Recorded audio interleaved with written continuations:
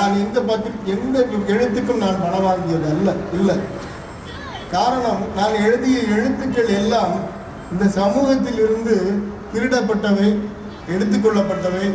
இதற்கு போய் நான் பணம் வாங்கினேன் என்றால் நான் ஒரு திருடன், மெகா திருடன். அதனால் என் எழுத்துக்கு நான் பணம் வாங்கியதில்லை. என் எழுத்துக்கள் மக்களிடம் போய் சேர வேண்டும் என்பதை மட்டுமே ஒரு இலக்காக பயணித்து அதை சிறிய அளவில் கொண்டு சென்று கொண்டிருக்கிறேன். குமரி முதல் சென்னை வரையிலான சாலைக்கு திருக்குறள் சாலை என பெயர் வையுங்கள் என்று அரசிடம் மாறி மாறி வரும் அரசிடம் கெஞ்சி கேட்டுக்கொண்டிருக்கிறோம்.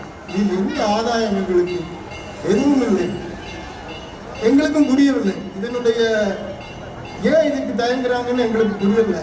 எஸ்பி பாலசுப்ரமணியம் பேர்ல சாலை வைக்க முடியுது, விவேக் பேர்ல சாலை வைக்க முடியுது, ஏன் வள்ளுவர் பேர்ல வைக்க முடியலன்னு எனக்கு தெரியல. இதுல பொருளாதார ரீதியாக என்ன பிரச்சனை வருதுன்னு தெரியல. தீவிரவாதத்தை பற்றி குறிப்பிட்டார், பயங்கரவாதத்தை பற்றி குறிப்பிடுகிறார். அந்த பயங்கரவாதம், தீவிரவாதம் எல்லாம் இன்று மக்கள் மத்தியில் கள்ள, எங்களை போன்ற வழக்கறிஞர் மத்தியில் அதிகமாக இருக்கு, எங்களிடமிருந்து செல்லுகின்ற நீதிபதிகள் மத்தியில் இருக்கு என்பதை வருத்தத்துடன் ஆனால் நேர்மையான விஷயத்தை எப்பொழுதும் கூறுவது போல் இந்த நேரத்தில் கூறி, மதுரை இது போன்ற மக்களை, வெவ்வேறு தரப்பட்ட மக்களை, வெவ்வேறு வயதுகளை சார்ந்த மக்களை, வெவ்வேறு மதங்களை சார்ந்த மக்களை நேசிக்கக்கூடிய மதுரையாக பாதுகாக்கக்கூடிய ஒரு பிரஜைகளாக நாங்கள் தொடர்ந்து இது போன்ற நிகழ்வுகள் மட்டுமல்ல, தொடர்ந்து அடுத்த 6 மாதங்களிலும் நாம் இருப்போம் என்ற உறுதி ஏற்கக்கூடிய ஒரு நிகழ்வாக இந்த நிகழ்வு இருக்கிறோம். தமிழர்கள் காலங்காலமாக கொண்டாடுவது நாம் அனைவருக்கும் பெருமையான விஷயம். அதை 27 ஆண்டுகளாக இந்த இடத்திலே கொண்டாடுகின்ற இந்த மையத்தை, இந்த நேரத்திலே அதை சார்ந்த அத்துணை நிர்வாகிகளையும் நான் இந்த நேரத்திலே வாழ்த்தி, சமத்துவ பொங்கல் இன்றைக்கு பல இடங்களிலே வைக்கப்படுகிறது. இந்த நூற்றாண்டிலே சமத்துவம் என்ற வார்த்தை அதிகமாக பயன்படுத்தப்படுகிறது என்றால் சமத்துவத்திற்கு ஆபத்து வந்திருக்கிறது என்பதால் அர்த்தம். அதிகமாக, ஏனென்றால் பிறப்புக்கும் எல்லா உயிர்க்கும் என்று 2000 வருடத்திற்கு முன்பு சொன்ன வள்ளுவருடைய வார்த்தை இன்றைக்கு தேவைப்படுகிறது.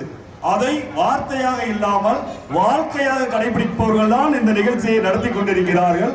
அந்த அடிப்படையிலே நாம் அனைவரும் சமத்துவத்தை போற்ற வேண்டும்.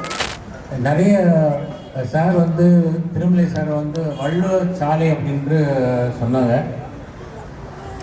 இந்த வள்ளுவர் சாலை அல்லது வள்ளுவர் தினம் இல்லை, இந்த ஒவ்வொரு தினமாக சொல்கிறது அந்த தினத்தன்றாவது அந்த யாரை வச்சு அந்த நாளை கொண்டாடுறோம். உதாரணத்துக்கு பறவைகளுக்கு எடுத்தோம் அப்படின்னா சிட்டுக்குருவி தினம் அப்படின்னு மார்ச் மாதத்தில் வருது. மதுரை சூழ்ந்துள்ள மரங்களை பற்றி ஆராய்ச்சி செய்யும் பொழுது சிலப்பதிகாரத்தில் அந்த காலத்தில் பல மரங்கள் அந்த பூக்கள் வைகை தண்ணியோட கலந்து போனதாக அவர் சொல்லியிருக்காரு.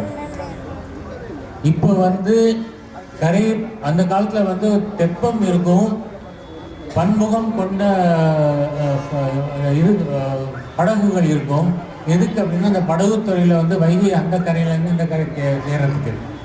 இப்போது வைகையோட 2 கரையும் கட்டுப்படுத்தப்பட்டு அது வாய்க்கால் மாதிரி ஓடிட்டு இருக்க வழியாக அது ஆறு மாதிரி ஓடலை.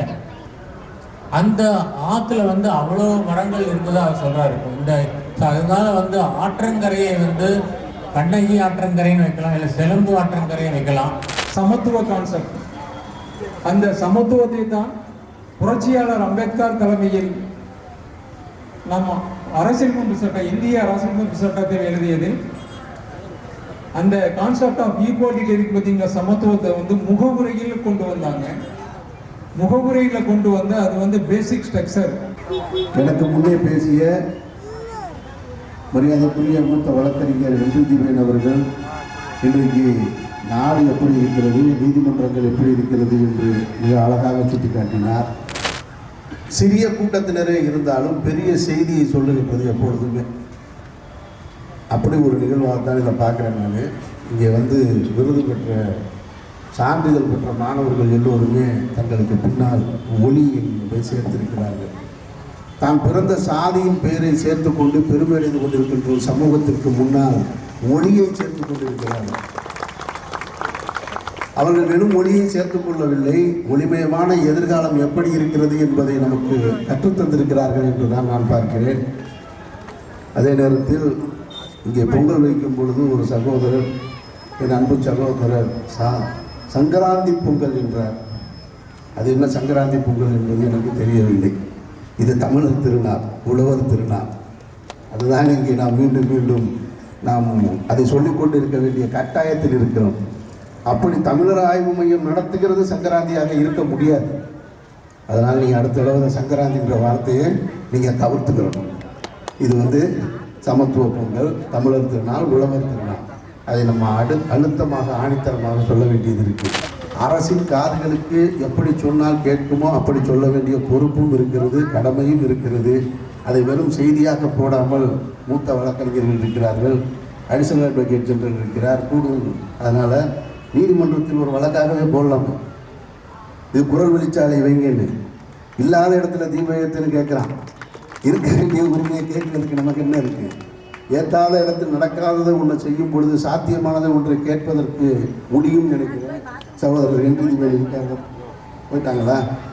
ஆமாம். அதனால் அதை நீதிமன்றங்கள் மூலமாகவும் நம்ம கேட்கலாம், அரசின் காதுகளுக்கு எடுத்து சொல்லலாம்ன்றது என்னுடைய தாழ்மையான கருத்து.